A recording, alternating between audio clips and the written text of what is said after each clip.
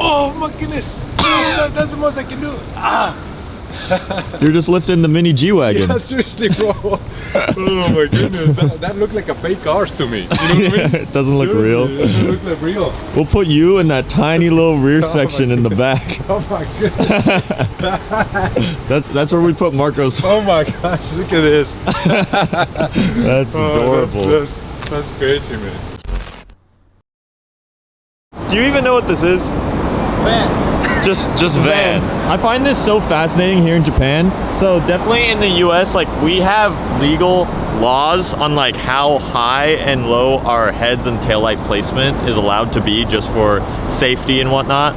In Japan, that restriction has to be different because you just see vans with taillights that are literally on the ground. Like this is at freaking diffuser level.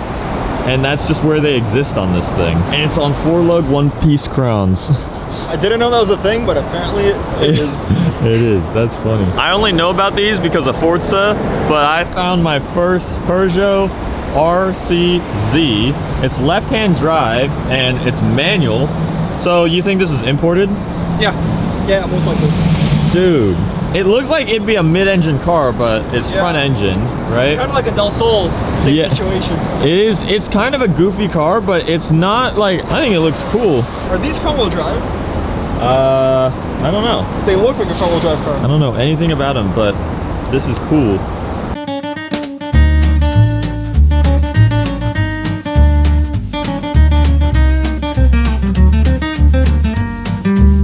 We got a rare breed spotted in the wild, a Dodge Charger in Japan. Something that I thought I'd never see. And it's a VA with dual exhaust too. Yeah, it's a VA. You sure? 5.7 heavy. So that had to be imported, right? Of course. Yeah, because like there's basically like There are no cars like that. they said they only sell Chevys here out of American cars. They just a star.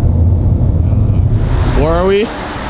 Mines, again. I feel like we've been to all the shops like 3 times. We've returned to Mines because you'll never guess why. It's for something that honestly I never would have caught, but it's the fact that these guys bought R35 floor mats. Yes. But they are in fact for a right-hand drive R35, in which obviously they're from Canada, they're left-hand drive there, so they're gonna return them. You can't even resell them in Canada because who in the world has a right-hand drive R35 that will buy that? And they're at least like 300, 400 bucks right there, so they weren't about to let that slide. This for mats? Yeah. That for the wrong car because it's left. So we want to see if we can change for something else. Okay. We don't want the money back. We don't need no money back. We want to change for something else. Okay. Possible? Let me check. Marcos and Fong are literal children. You could make an entire movie, I swear, about just those two and their freaking adventures around here. I've never met people that need to return something and they don't want their money back. They're like, no, we have to use that money for other Mines parts, even though they don't need anything else Mines. But hey, that's the kid mentality. You're not gonna leave with nothing. You just pick something, right? Did you like it? What are you gonna try and buy instead? I don't know. I went to get something for his birthday, right? But he's really picky, so it's really hard. You say, you pick something for me. Well, I pick you. Okay, you pick something for it. It's so hard, right? We should look at the armrest and that the cluster cover. Are your hands big enough? Mine, they don't fit because they're too big. Yeah, right. Otherwise, I would buy one. To be honest, they're really nice, but Yeah. Next time you're gonna come here, there's gonna be nothing for you to buy. You're just trying, at this point, you're just trying to buy everything that's left. Dude, he's gonna leave without his gloves. Oh my gosh. just put it back then. Why? Okay, let's go. Wait, is he gonna return him? No, he found it. They gave him another pair. Oh. They gave him another pair, so he would have walked out with 3. Oh my god. Oh man. Gotta keep track of your stuff. Okay. Which one's Marco's? No, it's the same. They're the same. Yeah, but Which one's yours? It's the same. Oh, here. It's the same, it doesn't matter. Okay. You don't open it? Then I'll use. No, I'm just kidding. Then I'll use Marco's. Oh, he put him on for the fielder. Absolutely. How do they feel? Well, they feel like a dream. Grippy or what? Yes. Well, this is an early present for you, okay? From the Mexican cartel. Do you feel that? Okay, Jack. Oh. Mines, bro. You got the Mines gloves on the fielder. Alright. Let's go. Let's go nuts. That's like 10 extra horsepower right there. Oh, yeah. Feels so good. Hold the e-brake.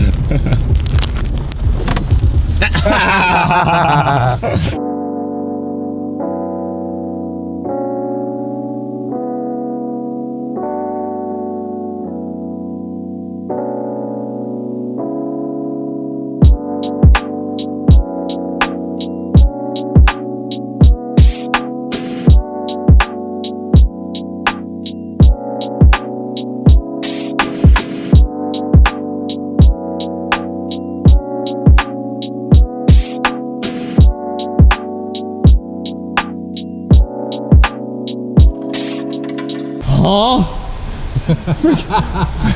I mean, it's left-hand drive as you'd expect, but that is a GMC truck. No, what's so funny is that, you know, you see those day by day. So I was just like, oh, huh? I was like, I had to freaking look twice. Yeah, that belongs to a Japanese redneck.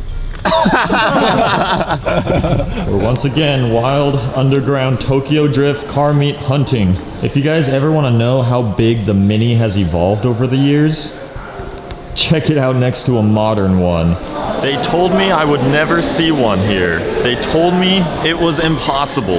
And yet, somehow, I have found the ultimate machine in Tokyo, a Ford freaking Raptor. Throughout this trip, we found a lot of strange American cars here in Japan that we never expected to see, but this takes the cake. Not only is it the only F-150 I've found here so far, it's an F-150 with wide fenders and extremely wide track width and thick tires. So I really don't know how it gets around anywhere. I mean, you could see he's literally on the lines, and I would imagine that's the case for pretty much anywhere he would try and park this thing. But shout out to this guy. Honestly, him driving this around Japan is more baller than any G-Wagon or Rolls Royce I've seen around.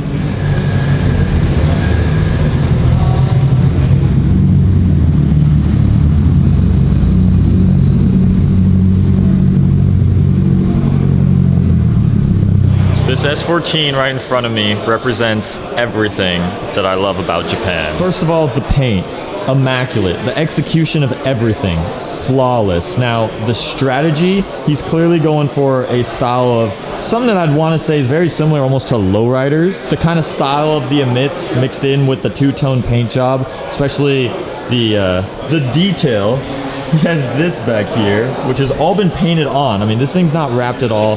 He even has a gold strip that surrounds and separates the two. And then what's even crazier is the Japanese are always coming up with new and interesting things, which this guy literally has blinds, like just straight up house blinds for his rear window. Just so last year, I guess. I guess so, right? Now showcasing the interior. I don't know how much of this you guys can see, but it also matches the exterior. So a very similar beige along with the color right here for the dash. And then we got the red seats. It has this cool little surfboard, almost inspired glove box cup holder. He's got the P2M taillights. These are actually the same ones that I cleared out on my S14. But I just love how subtle they are. How he pretty much has them fully tinted red to go with the candy paint. And then we come down here, he's got rear side pipes. Look at that. I think this might be my favorite car of the whole trip.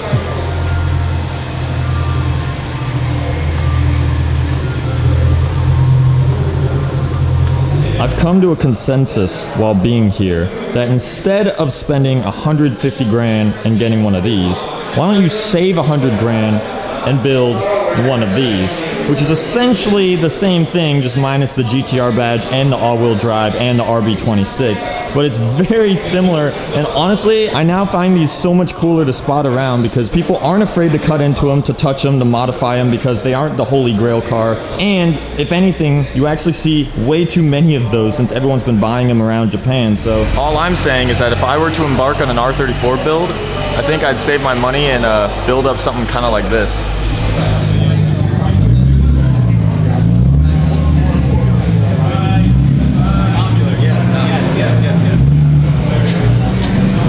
Once again, an R34 that I find myself drooling all around, and guess what? It's not a GTR. The key is don't get a GTR and you will be way more ballsy modifying your 34, and I freaking live for that.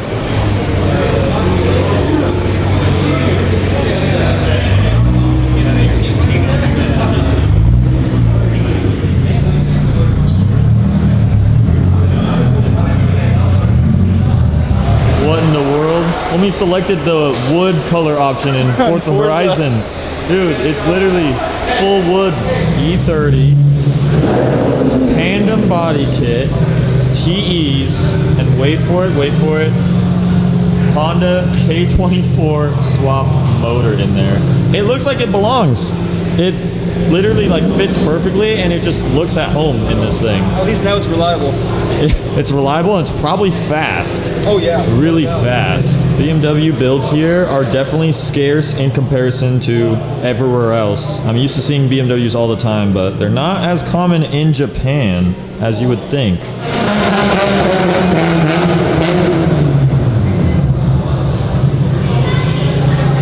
It's a little obnoxious. I found the only R8 in all of Japan, owned by this guy right here. Well, not Japan, the only prior design R8. I mean, obviously that was a joke, but seriously, like we've not seen like any of these around here. Yeah, they're hard to find. Yeah, they're pretty rare. So yeah, he does in fact have a wide body on this, which most people probably wouldn't even be able to notice looking at it first glance. It's really subtle, but it is really expensive, really hard to put on, but exists, and it's the prior design kit. The only way to actually notice is to actually look. It's really hard. I can't even see that. But it's so weird because like it doesn't look like it's wider at all. But when you put the stock tires back on, see like the inset? way in here. Yeah, it's crazy. How does your front work now? Does it have? Because I'm guessing does that go through? Obviously, if they had one of these and they made it look cool, it would collect water down here. So they have like a cutout right here. So this was installed really well. Yeah, I don't know who installed it, but it does have like an installed by prior design sticker in here, like right here. Oh yeah. So lack of authenticity right there. But yeah, it has like no aerodynamic purposes at all. It just lets the water fall through. It's your little water collecting. Yeah. It's also my freaking tree collector. Yeah. It's like parked underneath a tree for a day. You could just get out and just fish out some stuff, you know, whenever it rains out here. Yeah, so they did like a leather overhaul on this thing. I see you got aftermarket like head unit. Yeah, so this is not one of the later model steering wheels.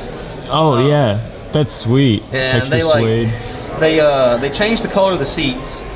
Changed like all the stitching. They added the R8 logo right here. It's pretty cool. Did this come with the suede headliner? No.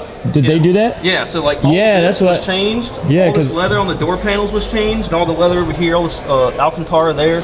It's crazy. Because my Gen 1 did not have suede headliner, and that definitely adds on to just kind of the interior. And this is how you, I guess, can really tell is that normal ones don't have that extra side vent right there. This is the easiest way to tell.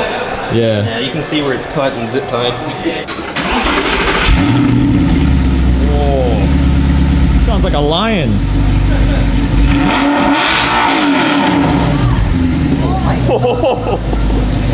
That just probably startled a lot of people in here. Holy cow. Well, that sounded good, minus the fact that it blew my eardrums out. I hope you don't get ear damage. But, I love this sticker. oh yeah. That's a good one. So I do YouTube like you, but I have a mighty 1,200 subscribers. Well, all right, we'll get this guy some more right here. YouTube plug right there. Look at that. Yeah. But yeah, so with this, it's like I'm trying to do like a car group, not just meet myself, whatever. So like he is in my group, and we just do like a lot of car meets and stuff. And I just come up with stupid things to put on stickers. That's and then I made this, and everyone loved it. So who knows? You might like unintentionally develop a car group of nothing but guy jeans. Yeah, I mean that's what it is right now. Right now. That's kind of cool because that kind of gives everyone that like first comes here like a place, you know. So like we have a Facebook group. It's also the same name. And we have like 320 or something. Like 320 members, and that's all in Japan. 320. Yeah. That's sweet. Well, if you guys come here and you're a foreigner, that's all you need. Then you guys could check out his group and you'll fit in with all the other guy jeans. Yo, one of you guys need a taxi service? There's a Century waiting right there. That's the mafia, bro. Yeah, that's the Japanese. Yeah. He's the guy that does all the jumps and stuff. Evil Knievel? They got a Century and Evil Knievel right there. What a combo. So there's been an ongoing trend in the vlogs that we've been trying non-authentic Japanese food. So to make up for all that, I'm gonna try some octopus for the first time. So start out small to be safe. But それを金曜日だよ。それは向こうが言ってる。そのやっと要はよしみがじゃあママだからママとよしみとその雇われで始めた時に I just taste deep fried. だからマスター死んじゃった The texture is a little funky and different. But other than that, just tastes like typical deep fried, like if it was either deep fried chicken, pork, shrimp, whatever, you know. 下から行こうっつって I don't like the look of that. That freaks me out. I can't look at the inside. Yeah, No worries, more for me. あ今日 Okay, 50. That's 50. No, that's 50, 60, 65.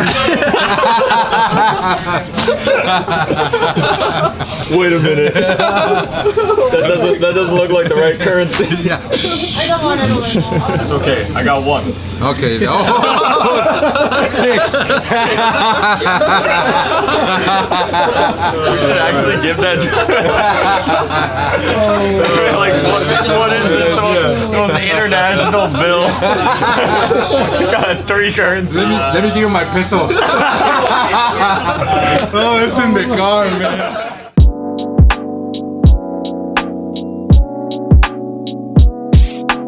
Farewell, Evgeny.